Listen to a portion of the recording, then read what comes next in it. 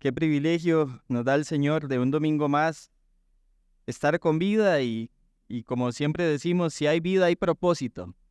Y nuestro propósito es glorificarlo, adorarlo con todo nuestro ser y podemos venir a hacer esto juntos en este ratito que nos reunimos para celebrarlo, para exaltar su nombre, para recordar que Él es el único digno de gloria y honra. Bien, les invito a que abran sus Biblias en 1 Timoteo capítulo 6 y hoy vamos a estar viendo la segunda parte de la enseñanza que he titulado El secreto de la felicidad. Timoteo capítulo 6 y vamos a leer nuevamente juntos versículos del 6 al 10. Dice así la palabra del Señor. Pero la piedad, en efecto, es un medio de gran ganancia cuando va acompañada de contentamiento, porque nada hemos traído al mundo, así que nada podemos sacar de él. Y si tenemos qué comer y con qué cubrirnos, con eso estaremos contentos. Pero los que quieren enriquecerse caen en tentación y lazo, y en muchos deseos necios y dañosos, que hunden a los hombres en la ruina y en la perdición. Porque la raíz de todos los males es el amor al dinero, por el cual, codiciándolo algunos, se extraviaron de la fe y se torturaron con muchos dolores. Vamos a orar juntos. Padre, te damos gracias una vez más. Gracias por tu sacrificio, Señor, por declararnos justos, por imputar la justicia del Hijo en nosotros, siendo no merecedores, siendo no dignos. Tú nos lavaste y nos compraste con tu sangre y nos hiciste reyes y sacerdotes para ti, Señor. A ti sea la gloria. Que esta mañana tu palabra, Señor, siga tratando, Señor, con nuestros corazones. Que tu palabra, que es viva y eficaz, Señor, cumpla el propósito por el cual esta mañana es expuesta. Que podamos ser, Señor, instruidos por ti, que podamos ser animados por ti, que tu Espíritu Santo pueda convencernos de pecado y también pueda ayudarnos a poner en práctica todo esto, Señor, para tu gloria y tu honra. Te damos gracias en el nombre de Cristo Jesús. Amén y amén. Bien, aprovechando que están los chicos hoy acá arriba, necesito ayuda de los chicos. ¿Qué es felicidad? Ali. Muy bien, dice Ali que felicidad es cuando Dios mandó a su hijo a morir en la cruz. Dice Ali, eso es felicidad. Estevitan. Muy bien, están muy teológicos estos chiquitos. Dice que la felicidad es que Jesús murió en la cruz para que nosotros ya no tengamos más bien para que el poder del pecado no tenga pues efecto en nosotros, sino que somos libres de pecado. ¿Alguno que no sea tan chiquito que quiera definir algo distinto, no tan teológico? Muy bien, ¿cómo es que qué cosas nos hacen felices? Ya dijeron qué es felicidad para ustedes y me parece excelente el concepto que tienen. ¿Qué nos hace felices, chicos? ¿Qué cosas nos dan felicidad o nos hacen sentir felicidad? Ali. El chocolate. Muy bien, da un sentido de satisfacción el chocolate, amén. Estoy de acuerdo. ¿Qué más? ¿Qué más? ¿Qué otras cosas nos dan felicidad? ¿Algún chiquito grande? Don Dani. Ah, muy bien. Muy bien. La ayuda idónea a Don Dani le da felicidad. Gloria al Señor por eso. Comerse algo rico nos hace sentir felicidad, ¿cierto? Y hay varias cosas en la vida que nos dan ese sentido de satisfacción, doña Marta Iris. La salud, amén. Amén. La salud nos da satisfacción, ¿cierto? Nos hace sentir gozosos, felices, el estar saludables. Ali. La amistad, totalmente de acuerdo. La amistad con otras personas es algo que nos da un grato sentido de satisfacción. Y son cosas que experimentamos en la vida que nos dan satisfacción. Recordemos que el diccionario de la Real Academia Española define felicidad como ese estado de grata satisfacción espiritual y física. Y la semana pasada les dije que nosotros no definimos lo que es felicidad, lo define el diccionario. Es un estado de grata satisfacción espiritual y física. Ahora, cuando hablamos de algo que es grato, estamos hablando de algo que es gustoso, algo que es agradable. Pero lo interesante de la definición es que dice que es un estado. O sea, no es solo un momento. ¿Tiene sentido? Un estado es algo que usted está experimentando constantemente. Usted está en ese estado de ¿qué? De grata satisfacción espiritual y física.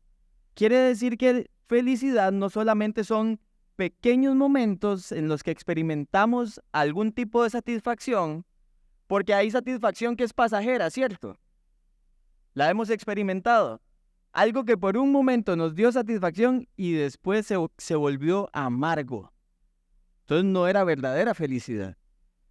Pero cuando experimentamos realmente grata satisfacción, nos mantenemos en ese estado donde vemos realmente una vida satisfecha, una vida que considera que es suficiente lo que tiene y que eso, el simple hecho de pensar en eso, le hace feliz, o sea, le mantiene satisfecho. Y es algo que obviamente tenemos que considerar como creyentes. Recordemos que para estar satisfechos tenemos que tener lo necesario, ¿cierto? Una persona no puede estar satisfecha si no tiene lo necesario, algo que considere suficiente. Y vemos que la Escritura una y otra vez define como suficiente aquello que es necesario. Ahora, déjeme darle otra definición del diccionario de la Real Academia Española. Vamos a definir necesidad, que es un concepto que también es importante para este tema que venimos desarrollando. La RAE define necesidad de forma negativa como carencia de las cosas que son menester para la conservación de la vida. Voy a volverlo a leer. Carencia de las cosas que son menester para la conservación de la vida. Dicho en forma positiva es el no privarse de esas cosas que son necesarias para la conservación de la vida. Pregunta, en conservación de la vida, ¿qué entra en esa categoría? Alimento, agua y abrigo. ¿Qué es lo que el texto nos ha dicho, cierto? Alguien para conservar su vida, literalmente lo que necesita es alimento y abrigo. Vean que ni siquiera dice que techo. No lo dice. Está hablando de necesidades básicas. ¿Para qué? Para la preservación de la vida. Y vean qué interesante que la instrucción de la Biblia no es distinta a la instrucción del diccionario. El diccionario no dice que necesidad es cualquier cosa que yo creo necesitar. Dice que son cosas necesarias ¿para qué? Para la conservación de la vida. Entonces, es un concepto en el que tenemos que meditar. Nosotros somos expertos en crear dependencia en cosas que no son necesarias. Le voy a poner un ejemplo mío de juventud. Yo cuando era joven creía que necesitaba jugar PlayStation 6 horas al día. Y lo hacía. No para la gloria de Dios, pero lo hacía. Jugaba 6 horas PlayStation diarias porque yo consideraba, estaba convencido que eso era lo que yo necesitaba. ¿Para estar qué? Satisfecho, para estar feliz. Ahora usted se conoce a usted mismo. Póngale ahí el nombre y apellido a eso que no es una necesidad, pero que usted ha convertido en una para sentir satisfacción. Porque si en algo somos expertos es en crear dependencia de cosas que no necesitamos. Nosotros no necesitamos, yo no necesitaba jugar, no necesitaba consumir. Una época de mi vida, cuando empecé a trabajar, me dio por gastarme todo el salario en ropa porque yo necesitaba ropa. Y me daba un sentido falso de satisfacción que se esfumaba en el día después que estrené la camisa o que estrené el pantalón. Se acabó. Súper linda. Después quedaba ahí guardada meses porque no la necesitaba. A veces somos expertos en crear dependencia de ciertos tipos de alimentos. Otro ejemplo mío, un tiempo estuve hiperadicto al azúcar. Entonces, cuando estaba ansioso, yo decía, necesito un chocolate. ¿Y qué creen que hacía? Y yo me compraba el chocolate. Y a veces esa necesidad se repetía hasta 10 veces en un día. Y usted, pero usted está muy flaco, pastor. Sí, pero porque hacía mucho ejercicio también, ¿verdad? Y esa era otra cosa que creía que necesitaba, hacer demasiado ejercicio. Necesitamos estar saludables, hacer ejercicio, pero no la forma y la cantidad de tiempo que yo invertía haciendo ejercicio. Y somos expertos en esto. Y Dios una y otra vez lo que nos hace ver es que el secreto de la felicidad, Él sí lo revela en la Escritura y es más sencillo de lo que nosotros creemos. La semana pasada vimos el primer punto que decía que el secreto de la felicidad es vivir piadosamente, satisfecho con, ¿qué? Con la provisión de las necesidades básicas.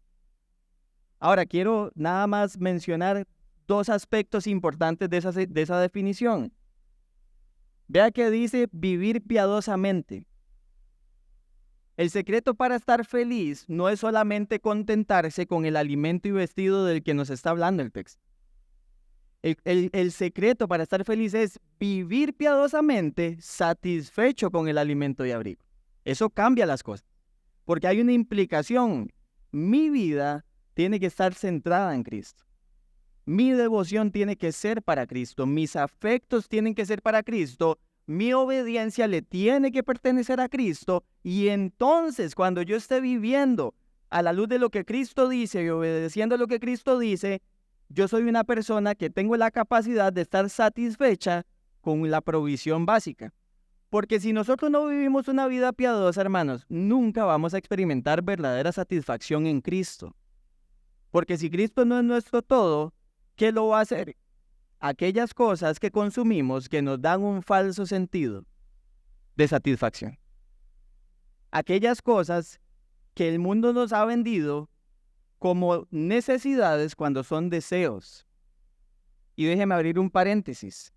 La vida cristiana, hermanos, para poder vivirla piadosamente requiere que estas verdades las apliquemos en dos direcciones. Número uno, tenemos que conocer nuestro corazón y tenemos que conocer el mundo en el que vivimos. Si nosotros no conocemos lo que es el corazón del hombre, cómo Dios define quién es el hombre, y nosotros no conocemos cómo es que el mundo opera para desviar nuestros afectos del Señor, difícilmente nosotros podamos entender lo que es una vida piadosa, satisfecha en Él. Y es algo que tenemos que considerar. Obviamente podemos discernir nuestros deseos porque los conocemos. Lo que muchas veces no nos damos cuenta es cómo el mundo está generándonos nuevas necesidades, entre comillas, porque no son necesidades, se llaman deseos. La semana pasada, uno de ustedes me compartía al final del servicio que, por ejemplo, ya el Internet o el acceso al Internet es considerado como una necesidad básica. Pregunta, ¿sin Internet nos morimos? Probablemente usted no pueda ejecutar un trabajo específico si no tiene acceso a Internet. Pero desde el punto de vista de necesidad para el sostenimiento de la vida, no es una necesidad básica. Porque si lo definimos así, entonces la gente que vive en el Amazonas sin acceso al Internet, entonces no tiene suplidas sus necesidades. Y es mentira. No sería una realidad para nosotros. Entonces vean cómo nosotros muchas veces le ponemos título a necesidades como necesidades del ser humano. Yo puedo entenderlo como una necesidad laboral por el tipo de negocio en el que usted se desempeña, pero no una necesidad básica de la vida. Tenemos que aprender a categorizar las cosas. Tenemos que aprender a separar lo que realmente es indispensable para vivir y lo que nos puede beneficiar en el ambiente en que nos desenvolvemos para poder hacer lo que tenemos que hacer. Y es importante que estemos logrando discernir estas cosas. Recuerden que uno de los grandes propósitos del mercadeo, hermanos, es que hacer que la gente vea las cosas que son deseos como necesidad. Somos expertos en venderle a las personas algo que es un deseo como si fuera una necesidad. Voy a poner un ejemplo sencillo y rápido. Un nuevo vehículo que tiene un portavasos a la par de la manivela. usted necesita esto porque si usted agarra el vaso de aquí al lado se distrae. En cambio, si lo tiene aquí, lo puede tomar fácilmente y va a tener menos distracción, no va a tener que desviar su mirada de... Se lo venden lindísimo, ¿cierto? Usted necesita eso. Y yo necesito eso, ¿no, verdad? Pero nos fascina cuando nos lo venden, cuando vamos a la agencia. Y nos parece, wow, sí, yo necesito este portavasos. Y les compramos la idea. Somos buenísimos para nosotros caer en la trampa ¿de qué? De esos deseos que son cosas que no necesitamos. Ojo, que no son malas en sí mismas. No estoy satanizando el portavasos a la par de la manivela. No son malas en sí mismas, pero ¿qué es lo que pasa? Desvían nuestra atención de lo que verdaderamente es una necesidad. Y así es como andamos por la vida. Ay, yo necesito esa camisa. Ay, yo necesito esa comida. Y obviamente nos autoengañamos a nosotros mismos para satisfacer deseos, no necesidades. Y eso era lo que veíamos. También veíamos la semana pasada que muchas veces somos como esos falsos maestros que describían los versículos anteriores. ¿Por qué? Porque nosotros literalmente lo que hacemos es utilizar a Dios como un medio para obtener lo que queremos. Y no vemos a Dios como ese ser supremo soberano al que tenemos que rendirnos y al que tenemos que rendir adoración, sino como ese medio para tener lo que yo quiero, para lograr lo que yo quiero. Y Dios no es claramente una lámpara de Aladino que se frota donde Él sale y nos va a ofrecer 3 deseos para bienestar terrenal. Él es el Señor. Él es Dios. Él es el Rey de nuestros corazones, quien nos ha salvado por gracia. Y es algo que tenemos que también considerar y meditar si hemos estado viendo a Dios como un medio para alcanzar lo que queremos, o si más bien vemos nuestras vidas como un medio en manos del Señor que quiere utilizar para cumplir sus propósitos. Que eso es distinto de lo que probablemente podríamos estar pensando. Y sí, la conclusión de la semana pasada fue que si nosotros estamos viviendo esa vida piadosa, satisfechos, el texto dice contentos, con contentamiento, satisfechos, es lo que significa la palabra. Entonces definitivamente podemos saber, estar seguros de que vamos a obtener la mayor ganancia. Tal vez no en esta vida, pero sí en la venidera. Y eso está ahí seguro. Una y otra vez lo hemos repetido desde el púlpito. Y obviamente si nosotros queremos aprender a vivir una vida piadosa, tenemos que ir a la fuente de la piedad, que es la Escritura. Es este libro el que nos enseña quién es Dios, qué es lo que Dios quiere y cómo nosotros podemos disponernos para vivir para su gloria. No tenemos otra fuente que no sea esa. Así que concluimos la semana anterior que la clave de la felicidad era que si Cristo es nuestro todo, si realmente estamos convencidos que Cristo es nuestro todo, entonces no nos hace falta nada más. Y si en Él lo tenemos todo, entonces ¿eso qué es? Suficiente. Y podemos estar satisfechos. Podemos estar 100% satisfechos en Él. Entonces, una de las grandes preguntas que tenemos que hacernos es, ¿a qué le vamos a llamar necesidad de aquí en adelante? ¿A qué vamos a nosotros nombrar como necesidad para nuestras propias vidas? Porque es algo que tenemos que meditar. Los que somos adultos es algo que tenemos que considerar, los que son niños y jóvenes es algo que tienen que considerar. Porque es muy probable que si nosotros no ayudamos a nuestros niños y jóvenes a discernir lo que es necesario, ¿saben qué va a pasar? Probablemente lo que pasó con algunos de nosotros que elegimos una carrera para ganar dinero, no para glorificar a Dios. Ese es mi caso, por ejemplo. Yo escogí una carrera para ganar dinero y nunca lo hice. De nada me sirvió tampoco. Pero yo no estaba pensando en la gloria de Dios cuando decidí ser ingeniero. Ni siquiera era creyente. Cuando vine a Cristo, gloria a Dios, pude utilizar algunos años esa herramienta para gloria del Señor, pero no era mi motivación inicial. Si nosotros no le enseñamos a, a nuestra niñez y juventud lo que realmente es necesario, es muy probable que ellos terminen tomando decisiones, buscando satisfacer sus deseos, lo que sus papás no lograron en esta tierra, y no las verdaderas necesidades que Cristo nos muestra en su escritura. Una vez decía Paul Washer que los papás quieren que sus hijos sean los mejores médicos, que sus hijos sean los mejores ingenieros, que sean los mejores administradores y póngale la carrera que sea. Y decía, no escucho a ningún papá diciendo, quiero que mi hijo sea el mejor misionero, que sea el mejor pastor, que sea el mejor obrero para gloria del Señor.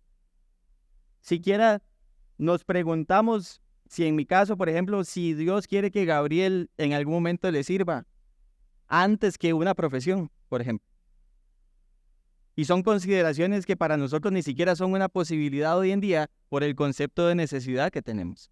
Porque la regla lo que dice es, se gradúa de su educación secundaria y continúa su educación universitaria. ¿Y qué pasa si va primero en seminario? ¿Cambiaría en eso algo los propósitos de Dios? Y tenemos que meditar en estas cosas. No podemos pensar que no tienen que ver con nosotros, porque en efecto yo pensaba que esto no tenía nada que ver conmigo. Y el Señor tiene otros planes y creo que estamos en un buen momento para seguir preguntándole al Señor, Dios, ¿qué es lo que quieres hacer con nuestras vidas? ¿Y cómo quieres que nosotros seamos instrumentos en tus manos para poder hacer lo que tú quieres y no utilizarte de una forma que termine en nuestra perdición, que es el punto número 2. El punto número 2 es, ya vimos que es vivir una vida piadosa, satisfechos con la provisión de las necesidades básicas. El punto 2 es no deseando enriquecernos por amor al dinero. Vea los versículos 9 y 10 conmigo nuevamente. Pero los que quieren enriquecerse caen en tentación y lazo y en muchos deseos necios y dañosos que hunden a los hombres en la ruina y en la perdición. Porque la raíz de todos los males es el amor al dinero, por el cual, codiciándolo algunos, se extraviaron de la fe y se torturaron con muchos dolores. Y lo que podríamos concluir de esta segunda parte de no desear enriquecernos por amor al dinero es que esto es una gran pérdida, tanto terrenal como eterna. El ocuparnos de esas cosas es una pérdida terrenal y eterna. Ahora, ¿qué es lo que Pablo está intentando hacer? Vea que de nuevo comienza con un pero. Ahora Pablo está contrastando a aquellos que quieren enriquecerse ¿con qué? Con aquellos que está invitando a practicar contentamiento. Aquellos que tienen que sentirse satisfechos en el Señor y con lo que el Señor provee para la necesidad básica de sus vidas. Estas personas que ahora buscan enriquecerse, ese buscar enriquecerse es un verbo presente. O sea, buscan enriquecerse continuamente. Es una acción que se está desarrollando constantemente y que la está desarrollando el sujeto, o sea, la persona que está deseando ser enriquecida, tener bienes materiales en esta tierra. Ahora, la consecuencia de aquellos que no están satisfechos con la provisión de Dios y que están buscando hacer estas cosas, el texto nos dice dos cosas, dice que caen ¿en qué? En tentación y lazo. Ahora, cuando el texto dice que caen en tentación y lazo, lo que quiere decir es que son probados con el propósito ¿de qué? De que actúen mal. Y cuando habla de lazo, lo que está hablando es como cuando usted le pone a un animal una trampa para que caiga en ella rápidamente. Por ejemplo, una ratonera, que creo que es lo más conocido en nuestra época. Usted pone una ratonera y le pone un pedacito de queso ratón prometiéndole que eso va a satisfacerlo. Y el ratoncito, con tal de comerse el pedacito de queso, ¿qué pasa? Cae en la trampa y ahí quedó. No vive para contar el cuento más. Literalmente eso es como caer en un lazo, caer en una trampa y quedar ahí atrapado. ¿Por qué? Porque estas personas que buscan enriquecerse lo estaban buscando como un fin en sí mismo. La meta de sus vidas era acumular riquezas materiales. Y el texto también dice, y en muchos deseos necios y dañosos. Cuando dice deseos, está hablando de anhelos intensificados. Cosas que usted anhela demasiado, que llega a anhelar demasiado. Que usted siente que si usted no lo hace, no va a estar tranquilo. Que si usted no lo obtiene, no va a estar tranquilo. No va a tener paz, no va a sentir satisfacción. Y esos deseos, dice que son necios, o sea, son deseos irracionales. Son deseos ilógicos. Podríamos decir, hasta es como una contradicción. Usted siente que tiene este deseo, que es algo que necesita, pero es ilógico porque usted no lo necesita. Es eso, un deseo nada más. Y dice también que son dañosos. ¿Por qué? Porque en lugar de hacer que las personas mejoren, lo único que hace es que las personas terminen en un estado peor del que estaban anteriormente. Es lo que terminan haciendo las personas que buscan constantemente enriquecerse, y que claramente el texto dice por amor al dinero, y ya vamos a ver en un momento esto. ¿Cuál es el resultado? Dice el texto que se hunden estas personas. Estas personas terminan hundidas. Esa palabra hundida quiere decir literalmente sumergir completamente. Esos deseos que son irracionales y que dañan a las personas hacen que las personas figurativamente terminen ahogadas en sus propios deseos, totalmente sumergidas en ellos. Y lo que termina pasando es que las personas, al hundirse, terminan en la ruina, o sea, pierden todo lo que realmente es de valor, todo aquello que es realmente valioso para la vida, para el ser humano. Y también dice que terminan en perdición, o sea, que terminan causando un daño tal que no se puede reparar en el mejor de los casos, porque si no, simplemente terminan por completo con sus vidas. Daño irreparable o daño completo de sus vidas. Y eso es lo que pasa con las personas que están queriendo, anhelando enriquecerse. ¿Y cuál es la razón que da Pablo para quienes están en ese estado de estar buscando constantemente enriquecerse? Versículo 10. La razón, porque la raíz, dice Pablo, de todos los males es el amor al dinero. Ahora pensemos un poquito en esto. Vean que el texto no dice que la raíz de todos los males es el dinero. No dice eso, ¿cierto? Dice que es el amor al dinero. Y eso cambia las cosas. Porque la Biblia no está diciendo que el dinero es pecado. Lo que es pecaminoso para el ser humano es amar el dinero. Y eso es distinto. Y lo vamos a tratar de desarrollar de la forma más clara posible. Cuando dice que es una raíz, literalmente es que esa es la causa. Esa es la causa que detona en una serie de efectos que el mismo texto dice que son todos los males. La causa por la que el ser humano experimenta todo tipo de males es porque ama el dinero. Porque está constantemente deseando satisfacer su vida con el bien material, con el dinero. Ahora hay que entender varias cosas. Número 1, el dinero no es malo en sí mismo. La Biblia nunca dice que ser rico es pecado. Y eso hay que tenerlo claro. Es más, la misma escritura nos enseña que es de Dios de quien provienen las riquezas. Que es Dios el que da las riquezas. Vea, anótelo para que lo tenga como referencia. Primera de Crónicas 29:12. Dice, de ti proceden la riqueza y el honor. Primero de Samuel 2:7. Jehová empobrece y él enriquece. La misma Biblia nos instruye de que es Dios el que en algunas ocasiones le ha placido enriquecer a algunos. Y por eso es que el texto claramente dice que el pecado no es la riqueza, sino el amar la riqueza al punto que no estamos dispuestos a despojarnos de ella. ¿Qué fue lo que le pasó al joven rico en Marcos 10? ¿Recuerdan la historia? Maestro, ¿qué tengo que hacer para heredar la vida eterna? Cumple los mandamientos. Desde mi juventud los he cumplido, Señor. Este hombre se veía recto a sus propios ojos. Y Jesús lo ve y dice que lo ama y le dice, una cosa te falta, vende todo lo que tienes y dáselo a los pobres y ven y sígueme. Y dice que se fue triste porque tenía mucho. Tenía demasiado el joven rico. no estuvo dispuesto a dejar su fortuna para seguir o para obtener la mayor fortuna siguiendo a su Señor. No tenía claro lo que era realmente riqueza y estaba fundamentada en la riqueza material. Y eso es lo que es pecaminoso.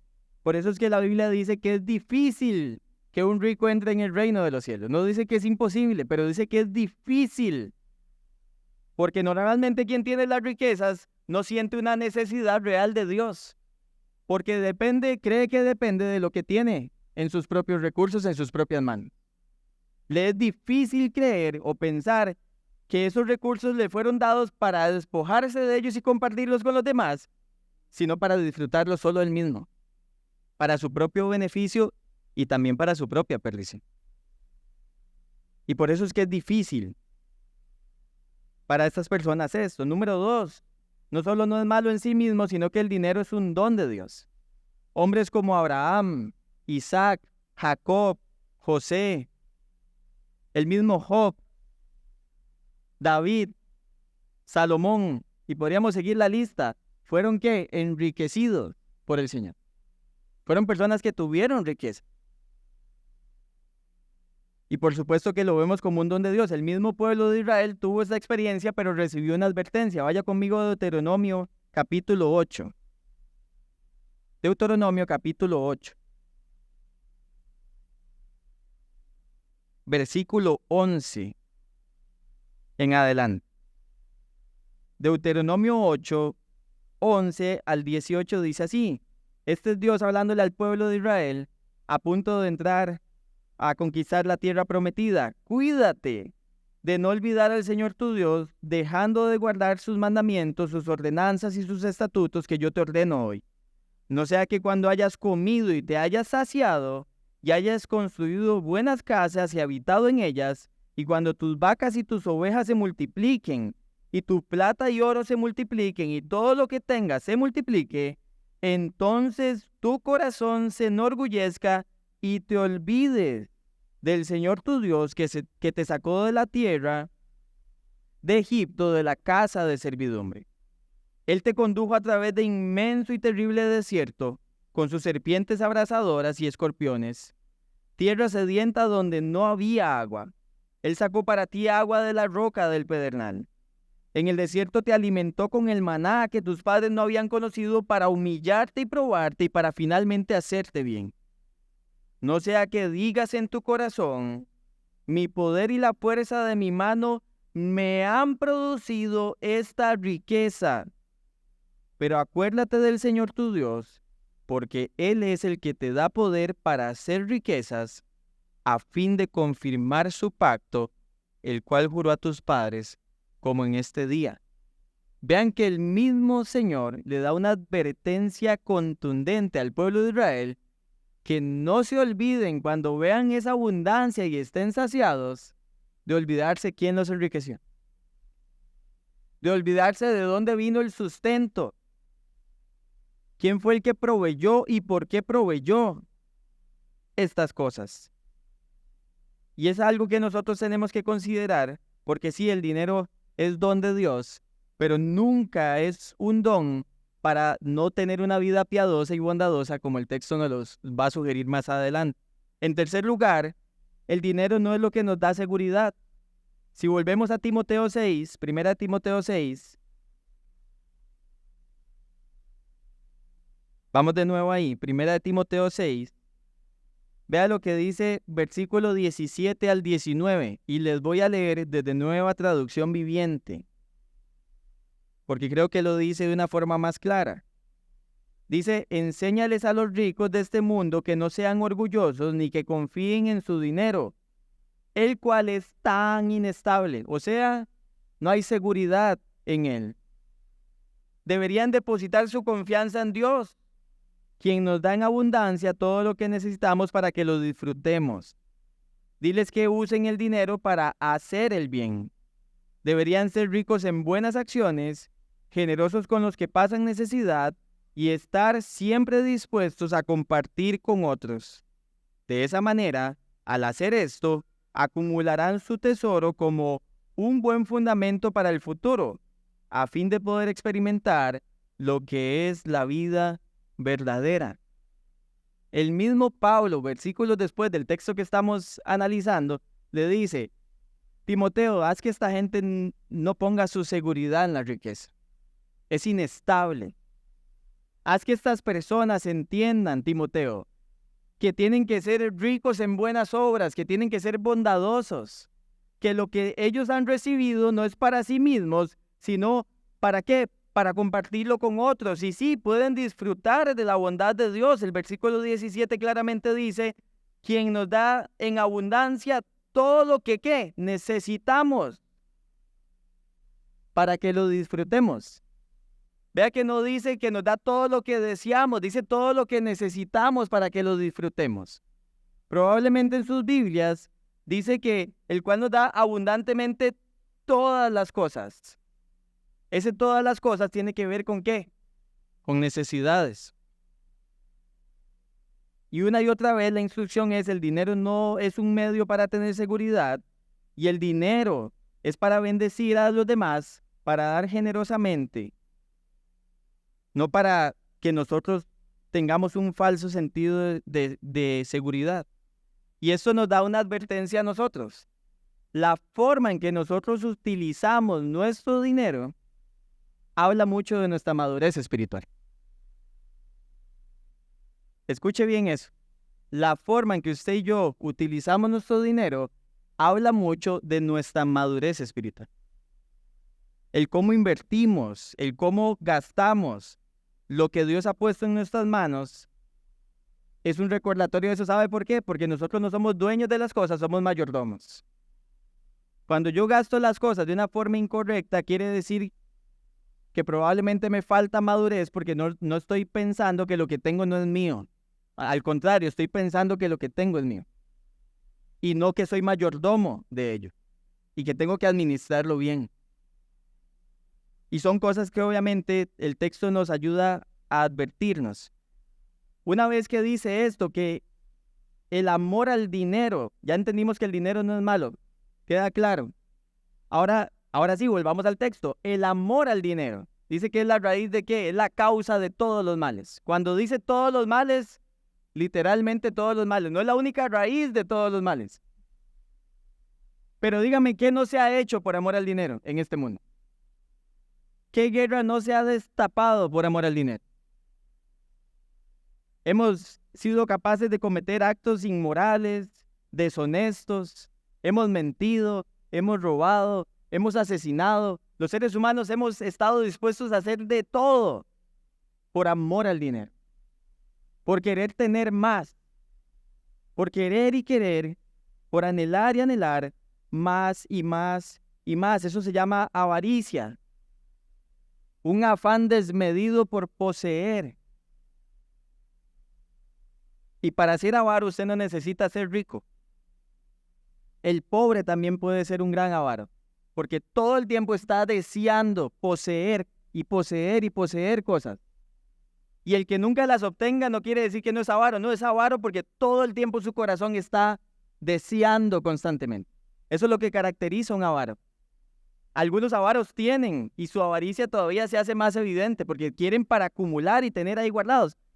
Pero el hecho de que alguien no tenga no quiere decir que no puede estar practicando pecado de avaricia.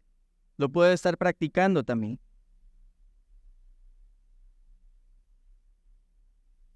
Una vez Juan Crisóstomo, cristiano del siglo II, dijo: haz desaparecer el amor por las riquezas y cesa la guerra, las luchas, las enemistades, la discordia y la envidia. El hombre que ama enriquecerse está dispuesto a cometer cualquiera de los males para lograr su propósito. Y claramente esto es una no forma de encontrar la felicidad. Nunca va a haber satisfacción. Escúchelo bien. No importa cuánto dinero acumule en su cuenta, no importa cuántos bienes materiales acumule, nunca va a ser suficiente para tener satisfacción verdadera en esta vida. Siempre va a hacer falta algo. Siempre va a haber afán por no perder algo. Siempre. Nunca va a ser suficiente.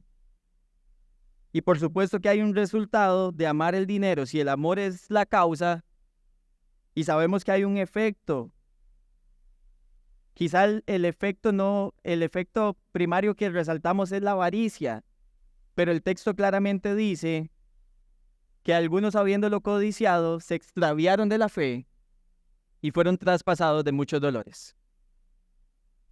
Ahora, la peor tragedia de una persona no es anhelar y acumular, o anhelar y nunca poder acumular porque nunca logró tener. La peor tragedia de una persona que quiere poner su seguridad y su felicidad en los bienes materiales es que se extravía de la fe. Es una persona que literalmente se aleja del curso recto de la vida. Es como el tren que se descarría de las vías. Va en el sentido correcto, algo pasó y se descarrió y terminó muy mal, desviado completamente de su destino. Y claramente el descarrío no es de la vida nada más, dice que es de la fe, o sea, del evangelio.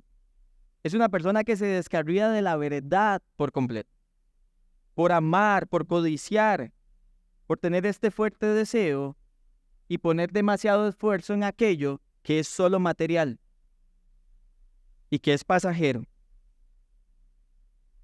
Esta palabra traspasar es la palabra que se utiliza para los que les gusta la carne asada, pero que no les dé hambre.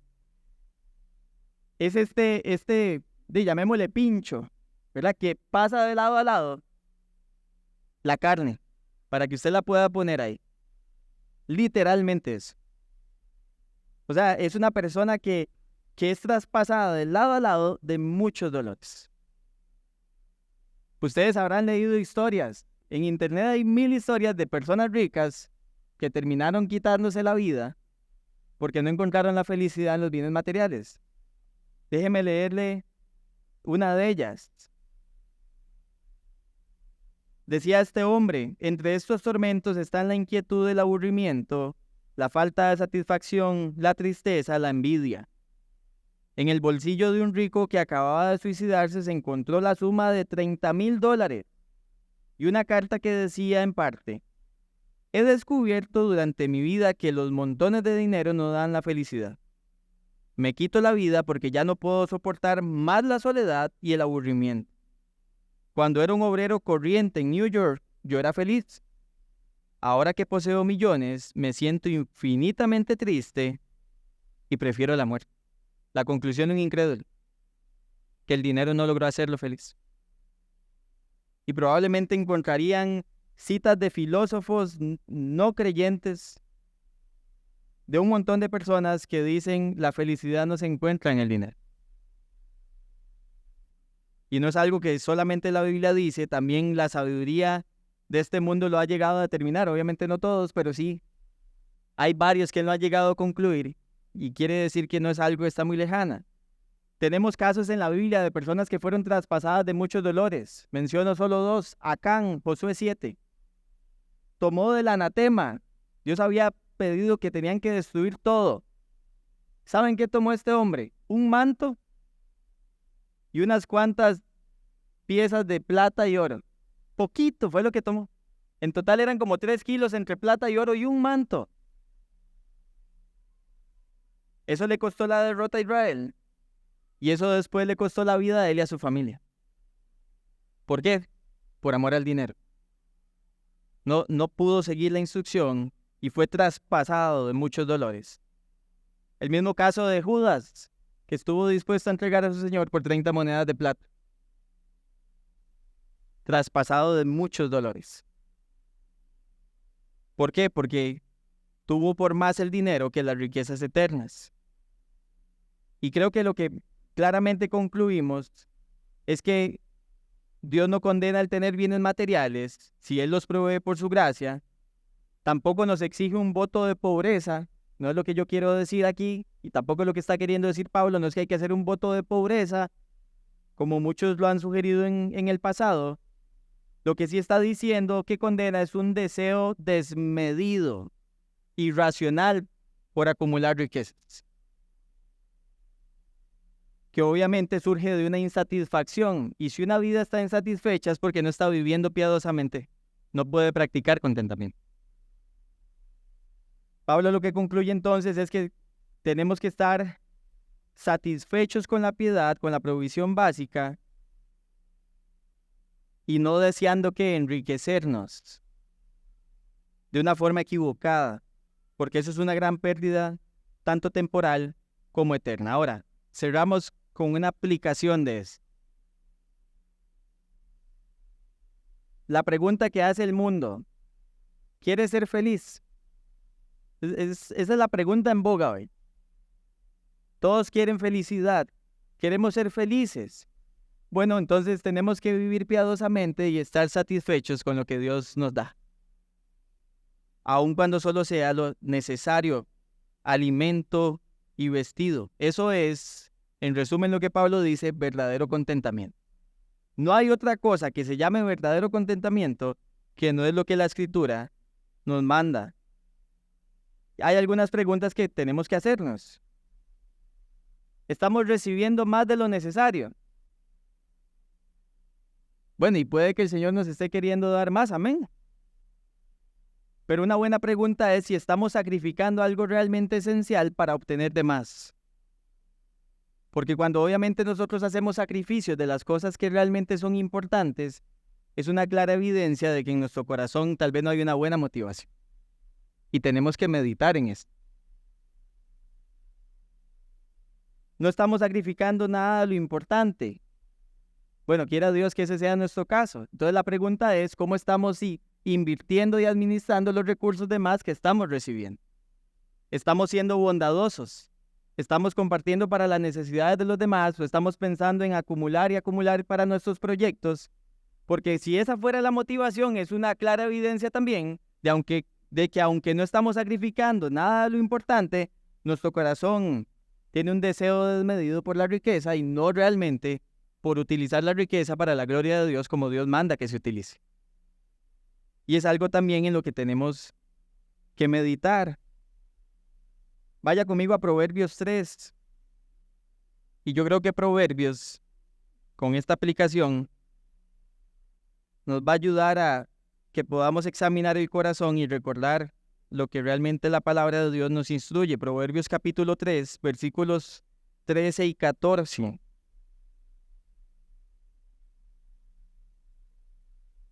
Proverbios 3, 13 y 14 dice: bienaventurado el hombre que haya sabiduría y el hombre que adquiere entendimiento, porque su ganancia es mejor que la ganancia de la plata y sus utilidades mejores que el oro fino. Pregunta: ¿cuánto anhelamos nosotros la sabiduría? Es un buen contraste con lo que estamos hablando hoy. Estamos buscando más o en igual medida la sabiduría que las riquezas humanas.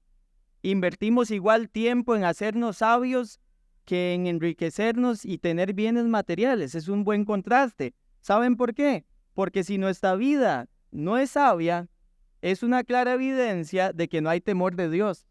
Vaya conmigo a capítulo 1 ahí en Proverbios. Vea a ver Proverbios 1:7, pasaje conocidísimo por todos. El temor del Señor es ¿qué? El principio de la sabiduría.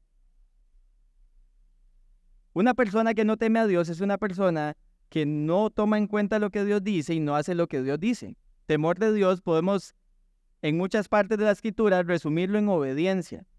Y eso ya hemos visto a la luz del Nuevo Testamento que eso es una vida piadosa.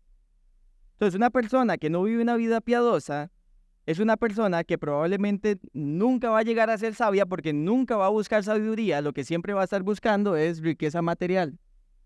Ahora vaya conmigo a capítulo 2 de Proverbios y vea versículos del 1 al 6. Hijo mío, si recibes mis palabras y atesoras mis mandamientos dentro de ti, da oído a la sabiduría, inclina tu corazón al entendimiento, porque si clamas a la inteligencia, alza tu voz por entendimiento. Si la buscas como a la plata y la procuras como a tesoros escondidos, entonces entenderás el temor del Señor y descubrirás el conocimiento de Dios.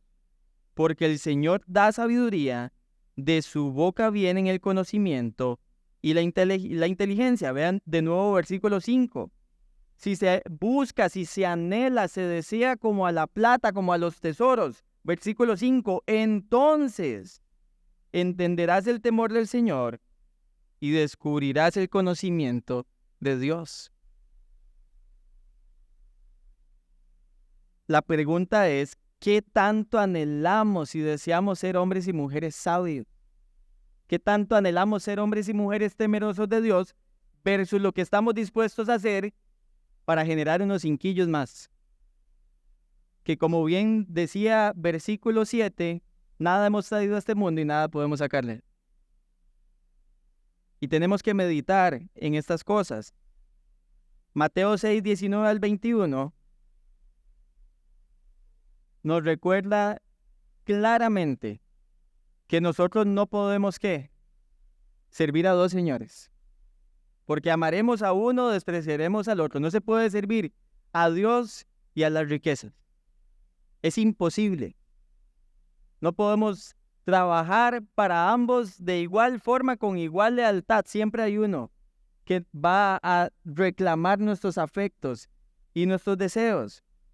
Y tenemos que recordar que nosotros servimos al Dios de la riqueza, no a las riquezas.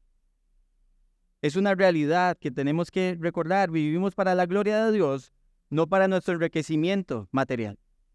Y son cosas importantes que tenemos que estar recordando y una otra vez. MacArthur dijo en alguna ocasión, estar centrado así en las posesiones temporales como para perder las riquezas eternas es el colmo de la necedad. Escúchelo, es el colmo de la necedad vivir centrado en la riqueza material sabiendo que se puede perder la riqueza eterna.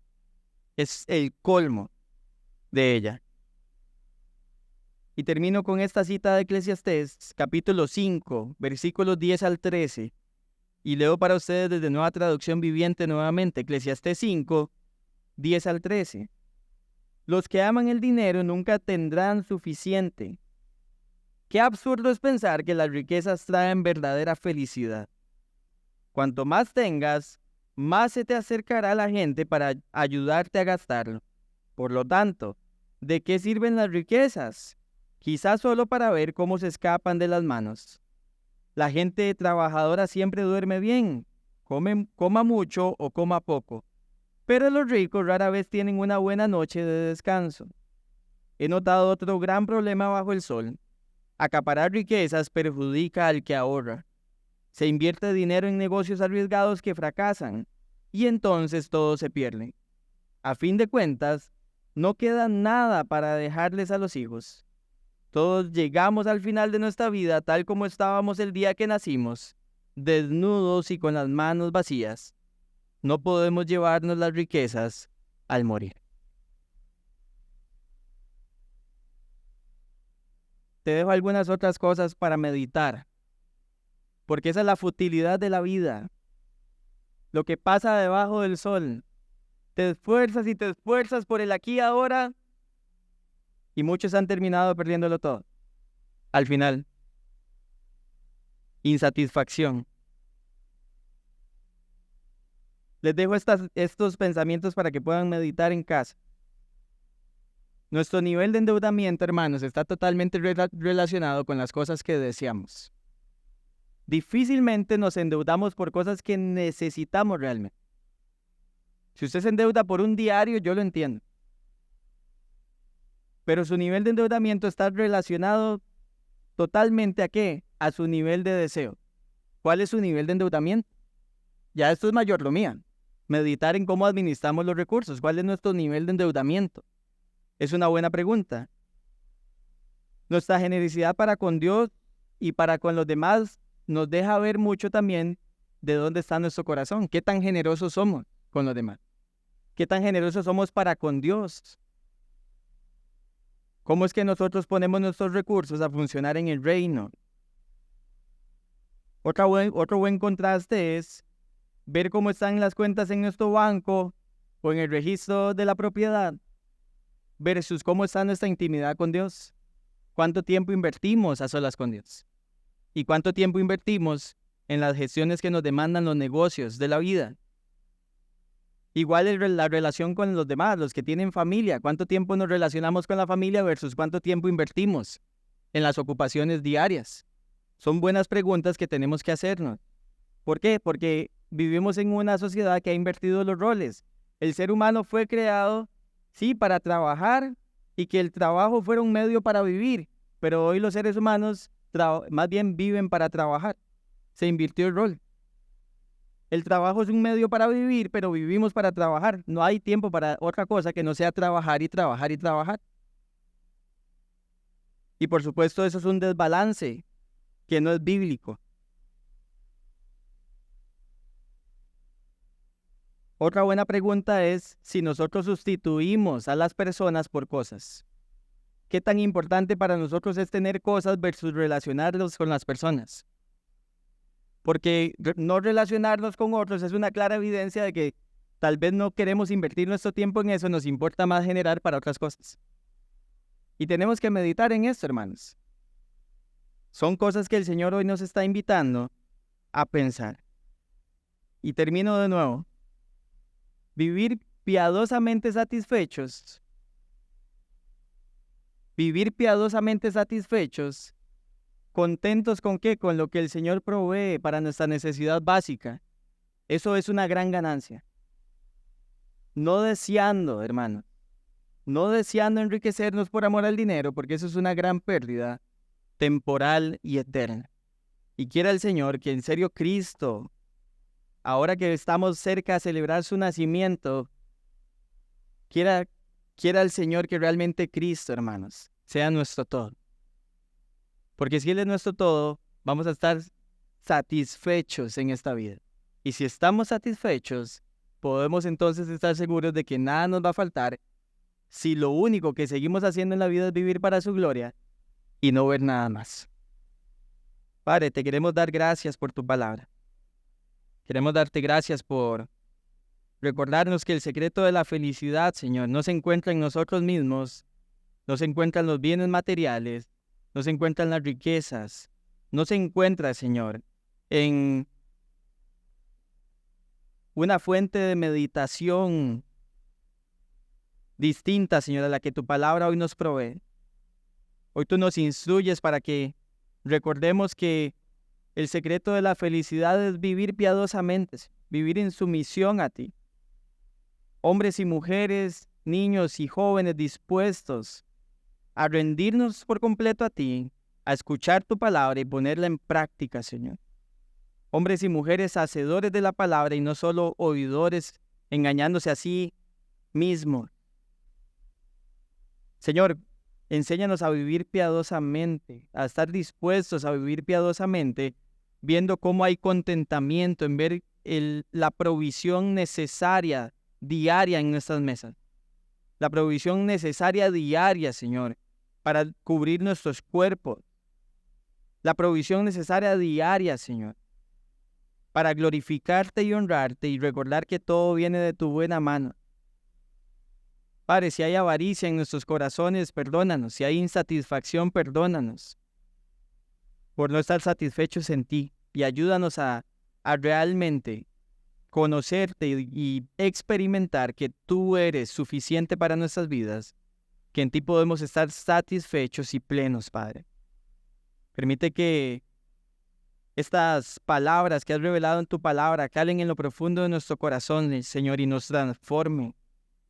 Nos hagan realmente pensar en las formas en que estamos amoldados a este mundo y las formas que nos tenemos que desamoldar para poder vivir para tu gloria, Señor.